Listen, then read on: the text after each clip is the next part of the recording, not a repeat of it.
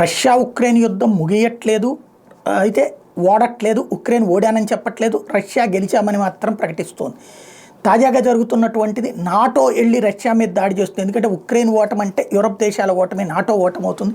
రేపొద్దున రష్యా రెచ్చిపోతుంది అన్నటువంటి ఆగ్రహంతో ఆందోళనతో ఉన్నటువంటి నాటో దేశాలు ఈ మధ్యకాలంలో సొంతగా యుద్ధం చేయడానికి ప్రిపేర్ అవుతున్నాయి అన్న ప్రచారం జరిగింది. ఈవెన్ బ్రిటన్ దానికి సహకరిస్తూ బ్రిటన్ కూడా అందులో భాగస్వామిగా 25,000 మంది సైన్యాన్ని పంపిస్తున్నారన్నటువంటి ప్రచారం జరిగింది. జర్మనీ 3 లక్షల మంది సైన్యాన్ని రిక్రూట్ చేసుకుంటోంది అన్నటువంటి ప్రచారం జరిగింది.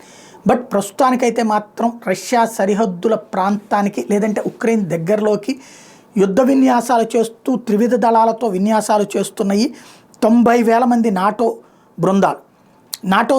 NATO is launching its largest exercise since the Cold War with 90,000 troops.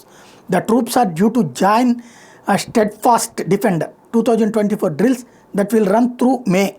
NATO said more than 50 ships from aircraft carriers to destroyers, over 80 fighter jets, helicopters and drones, and at least 1,100 combat vehicles including tanks will take part in the massive military exercise. దాదాపుగా మే నెల దాకా వరుసగా 90,000 మంది కూర్చుని exercise చేయబోతున్నారు. అది కనుక పెద్ద ఎత్తున జరిగితే ప్రమాదకరమైనటువంటి సంకేతం అవుతుంది.